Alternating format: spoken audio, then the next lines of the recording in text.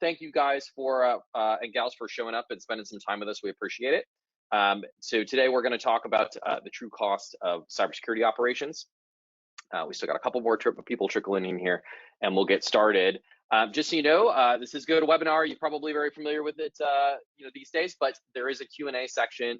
I'll be keeping an eye on it during the presentation. If you have any questions, please feel free to hit them up there. Either I will answer them, or the mission team will answer them for you. There'll be a little bit of a poll later if you want to be able to raise your hand and indicate that there's some additional conversations that you want to have with us or something like that. So pay attention to that as it comes across. Also, with that being said, it looks like we're done trickling in. Let's go ahead and get started here. So my name is Jarrett Rames. So I'm the Chief Information Security Officer and Security Practice Lead here at Mission. That means I'm responsible for internal security and compliance of our organization and our internal assets, as well as what products and services we offer customers in the security arena, right? So my background, I'm a dev. My background, my degrees are in computer science. I spent a lot of years writing code and got into the security business through the application security arm. So that's kind of where I came from. Since then, I've been security product manager, and I've spent a lot of time building managed security services. So both the last two roles prior to Mission, I've built two managed detection and response operations. These are 24/7 security operations centers that monitor and respond to incidents in customer environments. And these days, I'm in the other side of the chair. So rather than selling MDR services, I'm a CISO here at Mission, so I'm responsible for all the internal stuff. So that being said, the goal here is just give you a little bit of view of kind of where I'm coming from and the experience that I've had, so that we can make sure you can put the stuff I'm going to talk about today in context. In addition to that, for all the attendees here, you will get access to a spreadsheet that we'll send you after this call that has all of the data that I'm going to talk about today in it. And that allows you to put your own numbers in, plug your own opinions in, and kind of see what the numbers result as. So you don't have to trust us. You can take that data and make it your own, right? So real quickly about Mission, we're an AWS managed service provider. So we help our customers use AWS more effectively. We're a premier consulting partner, hundreds and hundreds of customers, lots of engineers, lots of certifications, all that kind of fun stuff. Recently we were able to get the AWS MSP competency, which also allows us to do managed security service provider work, which is part of the world that I live in, right? So diving in, one of the major conversations that we have with a lot of our customers is around security, as we would expect, right? If you look at the list of reasons why people are either not moving to cloud or are having challenges moving to cloud, security and compliance has been in the top 5 for the last, 10 years, however long AWS has much been in existence. And so as a result, of course, every customer wants to talk to us about security and compliance, and that makes sense, right? So we want to have these conversations, and it's no surprise that those conversations keep coming up, right? The number of cyber attacks continue to increase in both frequency and sophistication. In fact, a lot of conversations going on in the security world these days around, look, we saw a reduction a little bit in ransomware as there's been engagement between some of the Western governments and Russia and a few others. And of course, now that we're seeing significant friction between those organizations over Ukraine, or between those governments over Ukraine, what are we going to see, and how is that going to impact us from a cyber perspective? Like, are those groups going to start operations again? And what does that mean to all of us, right? And so this sophistication of understanding what we're kind of seeing in that view, it's still telling us that there are more attacks that are coming. They're more sophisticated. The amount of money that organizations are making from these things is going up, especially in the ransomware bucket. So it's just driving a lot of folks into the security world. In addition to that, on the business side of things, we all know that the number of requirements, the speed at which we're expected to deliver, the speed at which business is moving is continuing to increase and putting a lot of stress on the IT environment, right? Certainly the pandemic has been a good example of that, of all of us having to pivot very quickly and understand how to go fully remote and how to support people that were not in the offices, and rebuild all of our infrastructures and all those types of things on essentially no notice, right? So as a result, we kind of, in looking at this rise of attacks, this continuing increase in attack structures and sophistication, and we know that just buying a bunch of tools and putting them in the environment is not actually going to protect you against anything. And we know this by looking at all of the news of all the big companies in the last 5 or 10 years that have been breached, right? It's not that those companies weren't spending money on security tooling. It's that they weren't able to use that security tooling effectively. And that really drives that conversation for security operations. So recently, Gartner in 2020 said that 50% of organizations will be using an MDR service, right? And today we're going to spend some time talking about why that is. Why is it that MDR is growing so quickly? Why is it that organizations are looking for it? And really what it comes down to is, what does it take to build a SOC, right? To actually run a security operations center, what capabilities do you need to have and how do you need to go about it, right? So today we're going to spend a bit of time talking about that and putting some numbers to it so that we can all understand, okay, like this is the level of investment that I would need to go ask for. And so when we start making that build versus buy decision, we've got some capability there, right? All right, so moving on here. So our objective today, we're going to sit down, we're going to ballpark what it requires to build a modern security operation.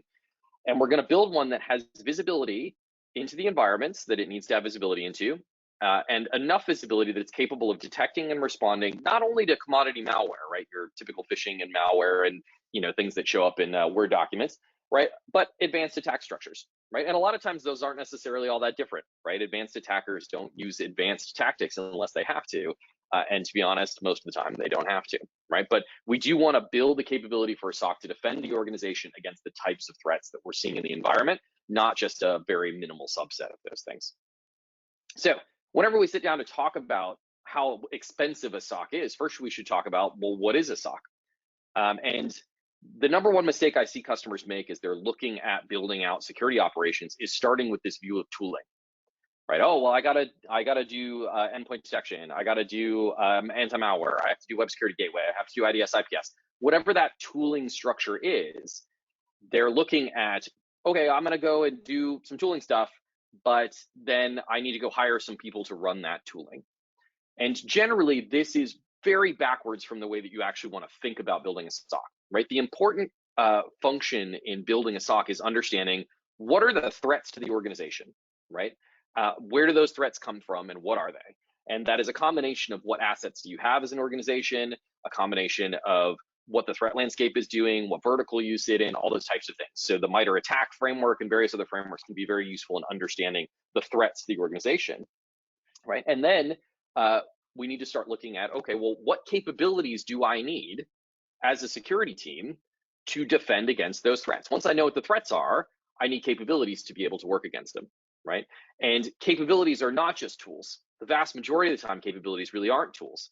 Tools provide capability, but generally tools provide visibility, and at least on the security side. And so, I've always said that it is far more important to have great people than it is to have great tooling. I would 100% rather have the SOCs, the last two SOCs that I built, and nothing but open source and free tooling than the best tooling that money can buy and not have the people to run it, right? So a modern security operations center, you need to think about a combination of your people, which is your important and expensive asset, the processes and capabilities that those people are able to have, right? And then of course the tooling that gives them access to the information and capabilities that they need as well, right? So when we look at people, right, certainly we want to start by looking at a 24/7 coverage capability, right? I still get customers a lot who are like, well, I'll run some stuff in first shift. And I understand that methodology. It's certainly a lot cheaper. It's a lot easier to hire people that only want to work first shift. But the adversary does not care what your shifts are, right? At a previous role, we used to always joke that our busiest time was 2 to 3 a.m. because we were U.S. Central Time, and 2 to 3 a.m. was when the Chinese capabilities, the PLA capabilities that were going after us all the time went to work, right? And so that's generally when we saw them. So 24/7 coverage is pretty much a mandatory capability now, especially if you want to be proactive, right? So if you are not 24/7, you're essentially saying, for the time that my people are not there, I'm going to rely on a page out, and that page out is going to be driven by tooling. So you're really back to relying on your tooling to tell you what's going on. In addition to that, we need people that are not only good today, right, but that will be good going forward. So we need a resilient capability that allows us to train people, that allows people to be sick, allows people to, go get married and all those types of things, deal with turnover and all those capabilities. Certainly, we're seeing a lot of friction in those areas today, right? The Great Resignation is certainly a thing. We're seeing inflation in all different types of job roles and descriptions, especially in security. So having an organization that's resilient to those changes is important, right? And we also want to make sure that the analysts in our SOC have the ability not only to respond to alerts, but to support the proactive mission, right? In a modern SOC, sitting back and waiting for your tools to tell you that the adversary is in your environment is going to guarantee that the adversary is going to get in your environment, right? And so that proactive component is how you find the more sophisticated adversaries, right? Certainly, we want all of the capabilities that those folks have to be better than, pick a ticket off the top of the queue, work the ticket, right? We want to have documented and tested processes. We want to have automation. We want to have the ability not only to react to those alerts, but to be able to go out and be proactive and to know what it is that you should be looking for and how you should spend your time on, right? And then finally, we have tooling, right? So we want tooling that's capable of providing visibility across those assets, right? And then the backend support that all of our SOC needs to be able to process and actually action those things, right? So, while I always joke that it's better to have your people than tooling, and that's true, right? Generally, once you have a great set of people, you want to equip them with the best tools that are out there because all the money is in the people. So shortchanging them on the tools is just going to make it so you're not getting the full value of your investment. All right. So given that, how do we organize this structure? What are the types of people that you see in a security operation? And a lot of times I think people think of security people as one bucket, right? And that an analyst is capable of doing all the things.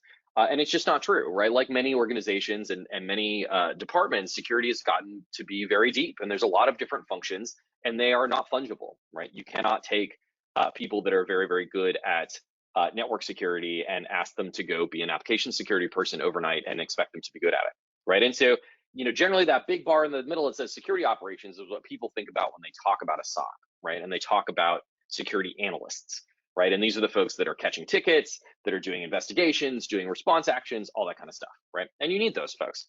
But in addition to that, you also need to support those folks with the IT resources to be successful, right? And this is where defensive infrastructure comes in, right? And so DI is IT support to operations, right? So they're the folks that make sure that the tooling that the SOC relies on is functional.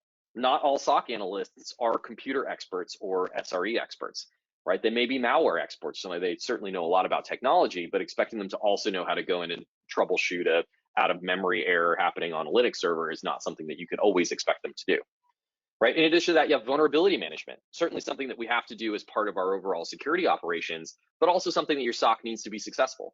If the SOC doesn't have a view of what assets you have and what vulnerabilities are present in those assets, then defending them is very difficult, right? You need threat intelligence. Threat intelligence tells you who are the bad guys and what are they doing, and how does that apply to you? If you don't have threat intelligence, then you build this fancy, expensive operation and you don't know what to do with it, right? What should you be looking for, right? What problems are out there? What threats are you actually worried about in your organization? That's what your threat intelligence team can tell you, right? And so if you want to be able to get out there and do some threat hunting is driven by threat intelligence, right? If you don't have threat intelligence, there is no threat hunting, right? And so you really need to have that capability. And again, not all analysts will be Intel folks, right? Certainly compliance, obviously a big view for all of us, right? Data protection, folks that understand where data is in your organization and where it flows and how it's protected, right? Be able to understand what assets are high value and what assets aren't and how those things change over time, right? All very important to be able to be successful in understanding what your organization looks like and being able to apply the right level of scrutiny to it. If you talk to any large organization, Microsoft, whatever these big companies that have lots and lots of infrastructure, right? Generally, their security teams will say there are always adversaries active in the environment, right? You can't protect everything all the time. So you focus your resources on the things where it matters the most and understand that you won't win every battle. And that's okay, as long as the adversary doesn't do anything that damages the business, then you're still doing your job as a security leader. And then finally, of course, application security for those of us that are building custom applications, which is almost everybody these days, right? Having the ability to understand and work inside those organizational structures requires somebody to know something about how to write software. A lot of, Linux techs or SREs or network or, host experts may not have any experience doing that. So it tends to be a specialty kind of function. So you've got all these people, right? Lots and lots of expertise levels. And certainly you'll find people that can double dip. You'll find an analyst who knows something about application security or a DI person who knows something about vulnerability management. Those are certainly true, right? But generally, these are the classes of the types of folks that you want, right? And then these orange boxes that you see around the outside are all the teams that you need to be on good terms with and will spend time and money on supporting your building of a SOC. If you don't have all these functions in place, it's going to be much more difficult for your SOC to be successful, right? So you need access to legal. Certainly, you're going to be buying a lot of stuff, which requires access to legal, but understanding what your terms are with customers, what promises you're making, being able to read contractual obligations of what your teams are actually signing up for, all those things require to get some legal experience for you, right? Certainly, always going to be a deep partner with IT, right? At the end of the day, most of what we do on the security side is protecting IT assets and resources, and IT is going to be doing a lot of the work that you're doing. And if IT doesn't do their work, then your job's going to be real hard, right? If the patch management function in IT is non-functional, they're not working very well, then papering over it with some security analytics is not going to work very well either, right? So IT, incredibly useful environment, and we'll spend a lot of time supporting you as a SOC, right? Certainly PR. But I tend to think, lots of people tend to think about building a SOC, and people don't tend to think about what happens when the SOC finds stuff, right? And so having a good relationship with PR, having crisis comms, having those processes worked out to understand who says what, when, who's in charge, when do we decide to make things public, how do we communicate with customers, what are our responsibilities under our audit regimes and other laws like GDPR, CCPA, right? Understanding those things help, and PR can help you kind of get that together, right? Many customers that I talk to these days are looking at security from the lens of sales and marketing, right? In that they go into a market, they want to sell to a large company or a large customer, and all of a sudden that customer starts asking them questions, right? And we always refer to them as the spreadsheets of doom, right? You get that Excel spreadsheet that has like 8,000 requirements that you got to fill out, and they're all slightly different from each other, and it takes forever to fill them all out, right? And so, you have to partner as a security leader with your sales and marketing teams to understand what they're allowed to say and how they say it, right? So that what they are representing are things that the business can actually support. Right? You've got sourcing, of course. You're going to spend a lot of money on tools, right? You got corporate compliance, right? To be able to meet other compliance obligations around going public or being a public company or those types of things. And there's all kinds of other teams I didn't even mention here. Talent acquisition and HR is a huge one these days, especially as turnover is becoming very high, right? So there's all these third-party teams that have to be bought into building a SOC. So when you start looking at building that security operations team, a lot of times it tends to be thought of as a standalone organization, and it's not.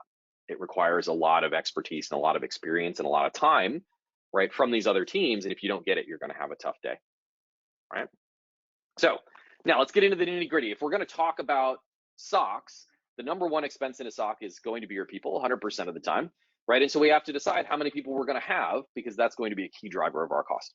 So I wanted to give you some options here, because every organization is different, and every organization will have to think about its risk models in a way that makes sense for them, right? So I give you 4 options here.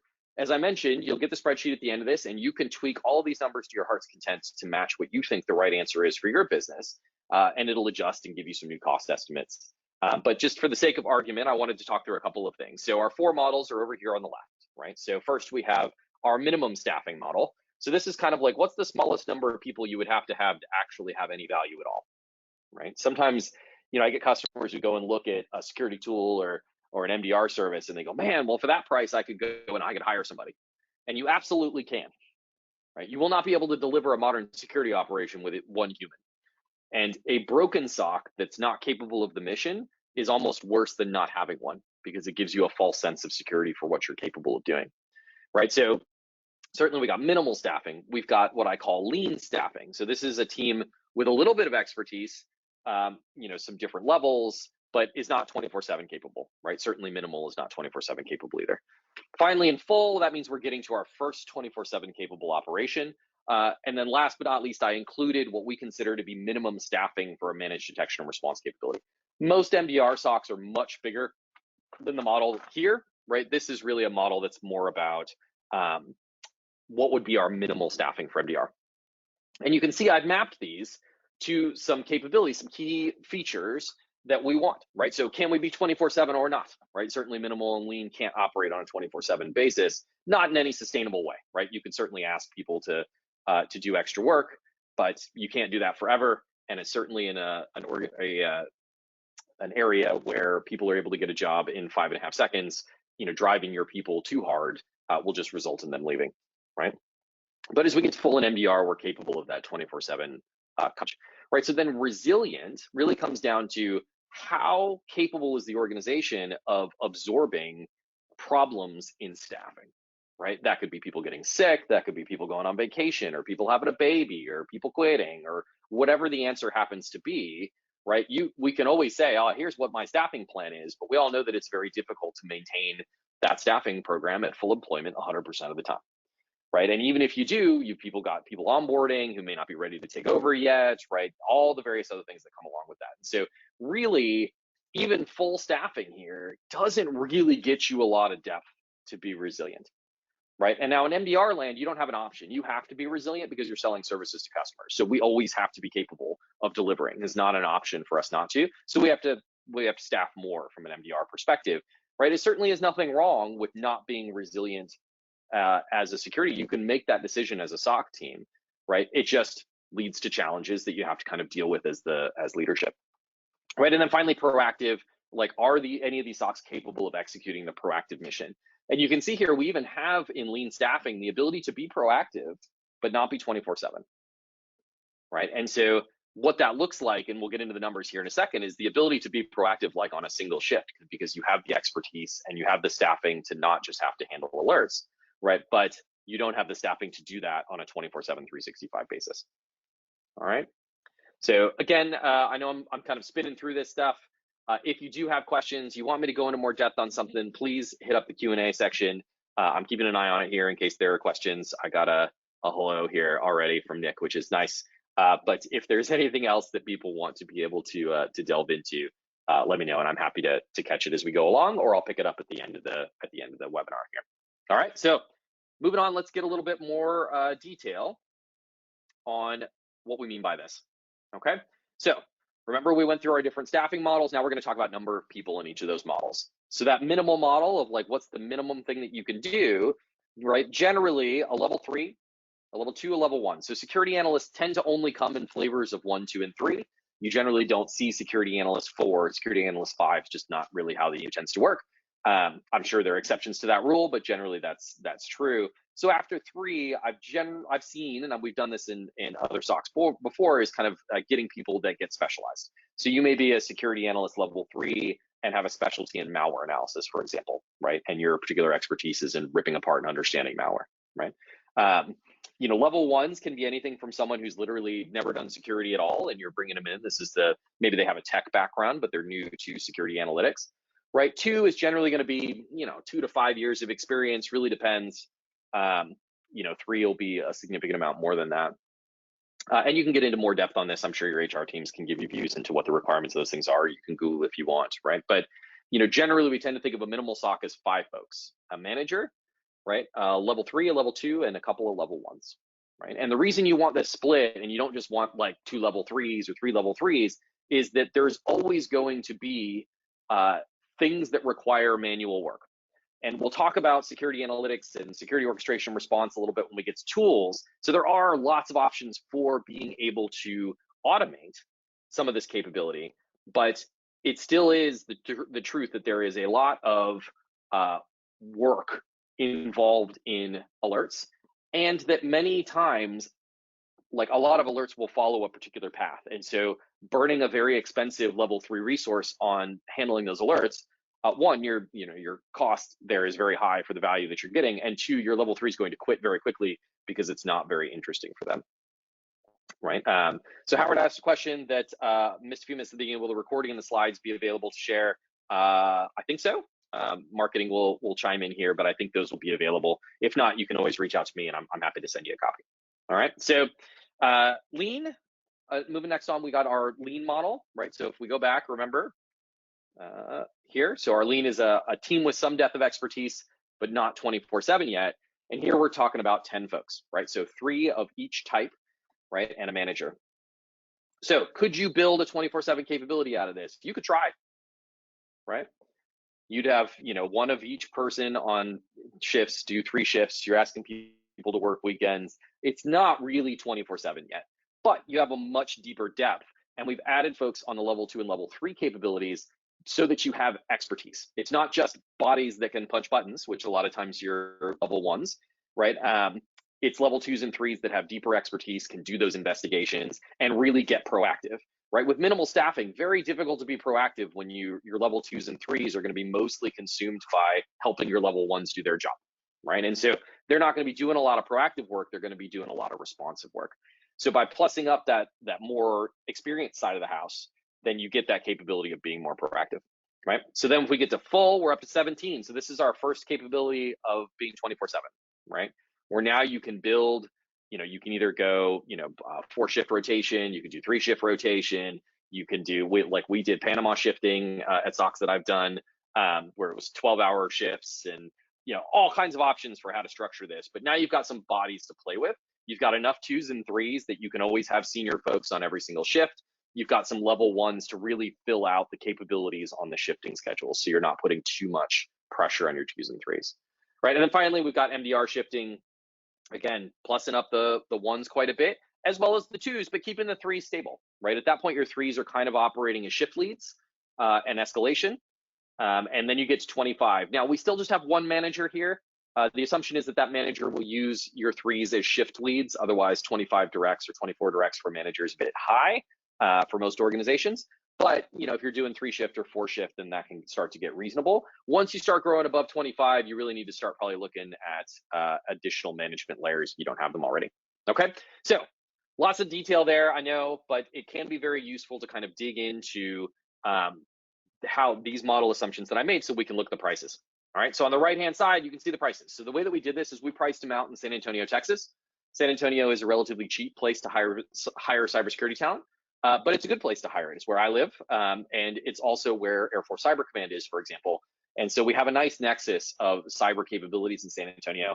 And while the cost of living is going up everywhere, it's still relatively cheap in San Antonio. So what we did is we modeled out the San Antonio prices for these individual roles, and then we scaled them to the different locations based on the cost of living in those areas, right? We just pulled the numbers from the feds, right?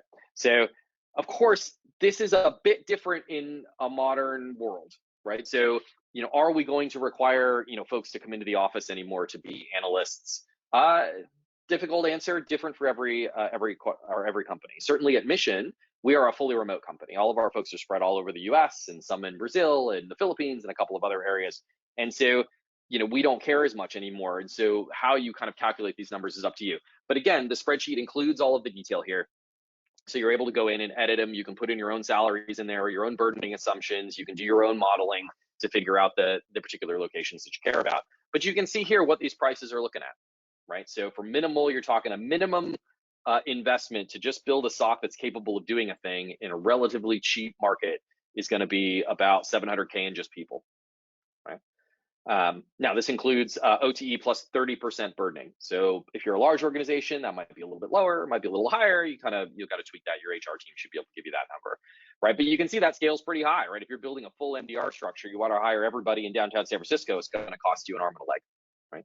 Now, of course, this is all changing. Cost of living is wildly changing at the moment, and so take this with a grain of salt, but it'll give you a good idea of what it is that we're looking at when we're looking at costs here. So I would say that it is building a SOC that's kind of worth the investment is probably a minimum of a $2 million investment from people, right? To really kind of say that you're going to build something that's capable and competes well against MDR. Because the benefit to building your own, of course, is that it's specific to your organization, right? MDRs fundamentally take these big security operations and they sell a small slice of it to all their customers. So by that model, you're going to get a more generic structure. It's not going to be as tailored to your particular organization as you can if you have your own SOC. All right, so next step, let's talk about all of those support folks that we talked about, right? So, we go back and we look at defensive infrastructure, vulnerability research, threat intelligence, compliance, leadership, like a CISO, non-security staffing, so that's like HR and talent acquisition and all of that. We took a stab at, this is all partial support. You're obviously not going to hire a lawyer specifically for security for most organizations. So we did, half person here and a third of a person here and some of those types of things to come up with these numbers. And you can see the numbers we came up with on the left side.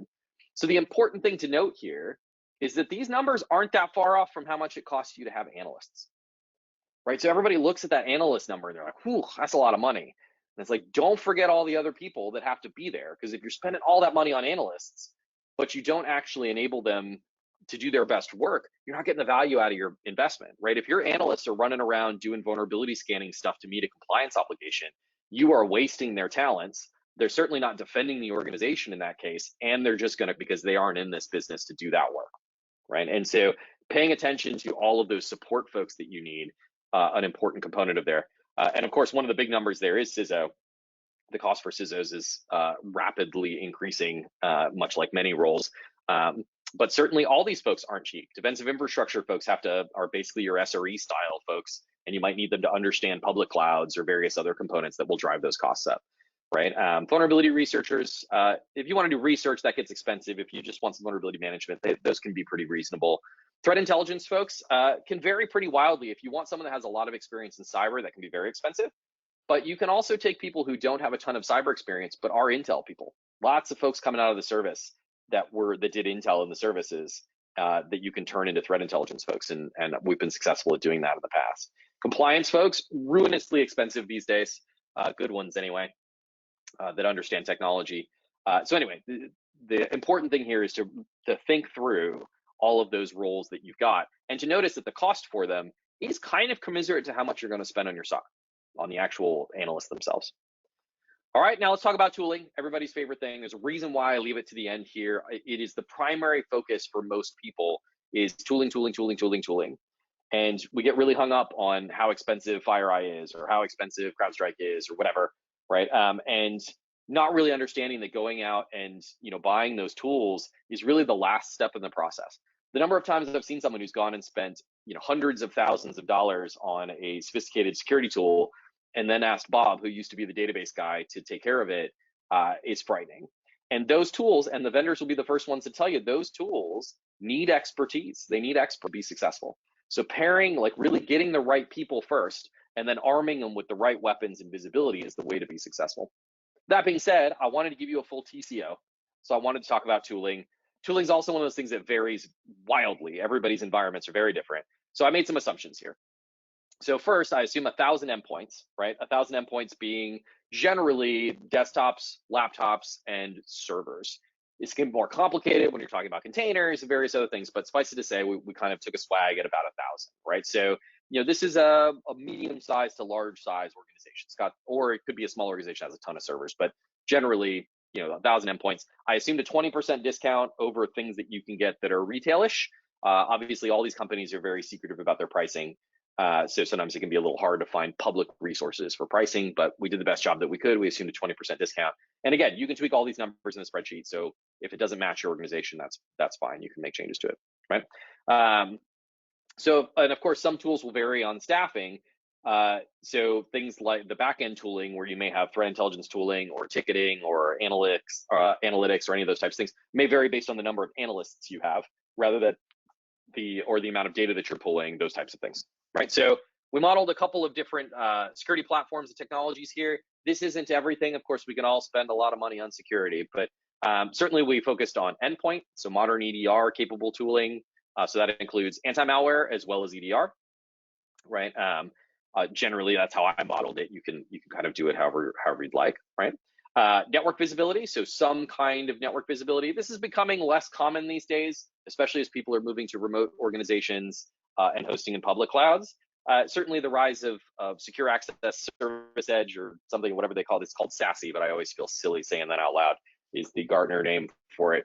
But this is kind of the combination of zero trust networks and network visibility. So, network visibility is having a bit of a resurgence, a bit of a renaissance here, but still relatively minimal, or at least less common in modern organizations. But we included a bit here. Of course, analytics. Right, so this is the ability to take all of the data from all of that telemetry and pull it into some place that your analyst can analyze it, right? And so this can give you functions like UEBA or user and entity behavioral analytics. It can do anomaly detection. It can support investigations. You have to have analytics to be able to do the proactive missions. So things like threat hunting and stuff like that require analytics. Again, analytics can scale wildly based on what type of information that you're pulling in. But we took a guess here on some common SaaS analytics platforms. You can do on-premise, of course. That will generally cost you more in the long run, but may make sense. If you're one of those lucky bastards that has an unlimited Splunk license and you want to keep using it, then you should do that. None of the rest of us can get them anymore. We also have SOAR, a bit about automation and the need for level 1s versus 2s versus 3s. So SOAR is security orchestration and response. These are automation platforms. There's really nothing security specific about them other than they come with integrations to existing security tooling. You can really use any automation platform to do this, right? But being able to automate can drastically free up hours from your folks.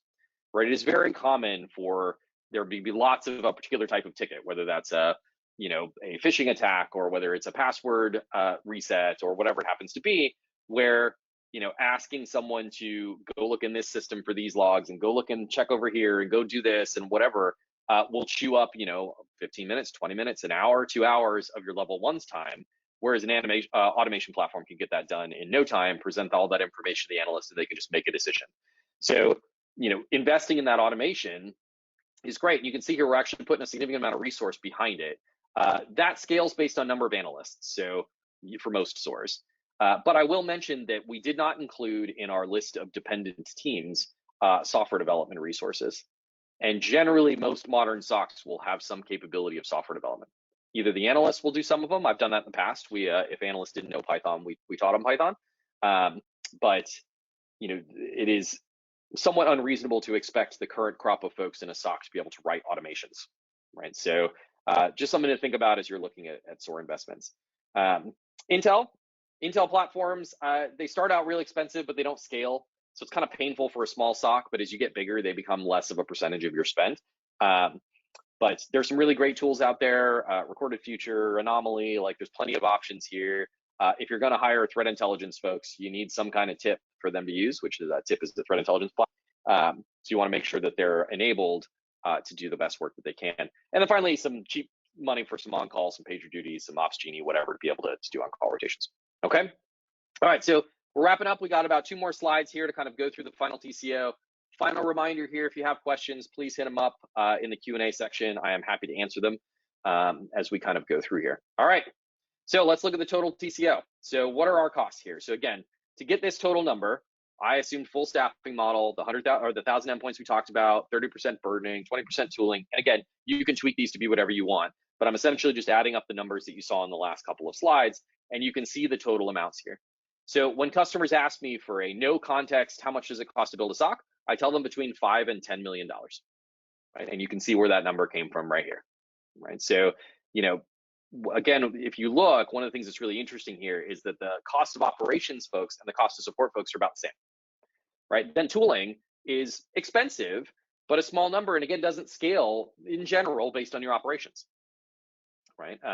So the over focus on tooling sometimes can be really detrimental. It also means that if you're building a security budget and a significant percent of that budget is covered by tooling, and you're relying on the rest of that money for people, I think you're backwards, right? You generally want to focus on getting the best people that you can, and those people don't always need. They can make do with other tools or lack of tools in some ways, right? But obviously, you want to do both. But I'd always rather have people that have the expertise than to buy the fanciest tool that's out there. All right, so let's wrap it up here, and then if there are any questions in the Q&A, we will take them. So generally, how should we think about this, right? Well, an effective security operations center really needs to be built to detect and respond commodity malware and advanced attackers, right? So it's not just good enough to be able to, I'm going to throw some pretty dashboards that come from my, security tool infrastructure up on a TV. That does not make a SOC, right? And having one person or two people to handle some alerts isn't really a SOC either, right? At that point, they're just some security experts that sit in your IT organization. And that's fine for a lot of organizations. That might be the way that they want to go do it, right? But if you're going to go invest in building a SOC, investing not enough money to build one will just have you spend a bunch of money and not really get the capability out of it, and also give you a false sense of security for how much capability you actually have, right? So as a result, based on all the numbers that we looked at today, most organizations, especially in kind of the mid-market through small and even medium enterprises, do not have the money to go spend this, right? $5 to $10 million is not a 10% increase in budget, right? It's a 10x increase in budget. And so understanding that this is the level that you're getting into from a spend perspective can help us really drive a better conversation around where do we get the best value for our money. And even for organizations that do have the capital, if you got the dollars in the bank and people are willing to spend it, it's actually murderously difficult to build these things, right? Hiring security leadership that has experience in building SOCs is hard. Excuse me, and they turn over. Right, so hiring a CISO, hiring director of operations, director of security operations, hiring SOC managers, these are not easy roles to fill. Then once you fill those roles, you got to go hire all the analysts, right? If you think hiring devs is hard, hiring analysts is harder. right? And so, and hiring analysts that understand AWS, for example, is really quite difficult, right? And so there's a lot of push on this network. I mean, the last time I looked, there were 2 million open cybersecurity jobs that were unfilled just in the US, right? And so it is very, very, very difficult to staff these things. If you're going to go down this path, I would have a really strong plan for how you're going to continue to staff that is not just beg, borrow, and steal from our talent acquisition and recruiters, right? So think about internships, think about level ones, think about mentorships, think about all those types of things, because you need to build your own pipeline of talent, because it will be very difficult for you to just go to market and continuing to hire unless you're willing to spend just extraordinary money on salaries, because there are people who are out there spending money on salaries, right? So as a result, most MDR services are increasing in popularity because of this, right? People are looking at this going, man, this is a sucky business, right? It is generally not core competency for the organization to be good at security operations. And so MDR allows you to do that. And that really gets us full circle back to that view that we saw from Gartner. Why are 50% of organizations looking at MDR? This is why, right? Because building a SOC is hard. And unless you need to do it, you don't want to. I used to spend some time with a friend of mine who worked at SpaceX, and they have their own internal SOC and stuff like that. And he always used to joke that rockets on their side are just missiles, and so they have a different threat model than most of us do, right? Most major governments, most organizations would be very, very interested to get their hands on SpaceX information, and so having their own SOC probably makes sense, even though it's very expensive for them to do that. Right? Not to mention the regulatory burden that they have around ITAR and various other things, right? So again, I spent a lot of time talking about a lot of numbers, making a lot of assumptions here. Don't trust me, right? Take the spreadsheet. It is very simple. I try to keep it as simple as possible, as bare bones. There is all kinds of stuff that we're not taking into account. I didn't model anything in relation to turnover, for example. I didn't model like all kinds of other security tools that you may want, like compliance platforms and vulnerability scanning platforms and various other things that are probably, there's lots of stuff that's not in here because I wanted to keep it something that was very easy to go and change. So if you open up that spreadsheet, you'll see there's a bunch of orange boxes. Anything that's in orange, you can change, right? And so just go tweak it, and you can kind of map it to your numbers, right? And that TCO spreadsheet will be shared with you guys in the follow-up email that comes after we're done here, right? So finally, I wouldn't be doing my job if I didn't talk a little bit about how Mission can help you here, right? Mission is an AWS expert, and we are a managed service provider. So we have a 24/7 operation.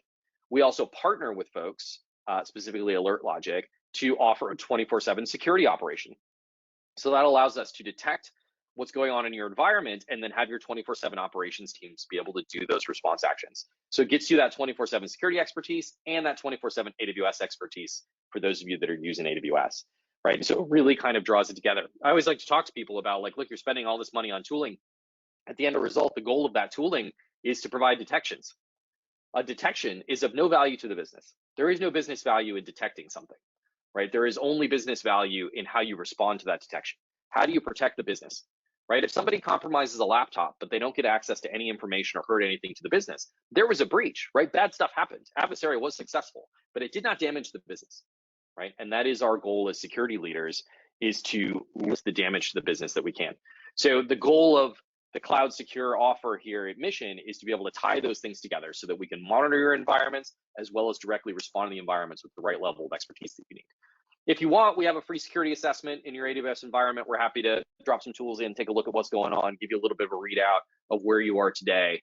And then we can just start a conversation about whether Mission is a good fit for you or not. We are not a good fit for everybody.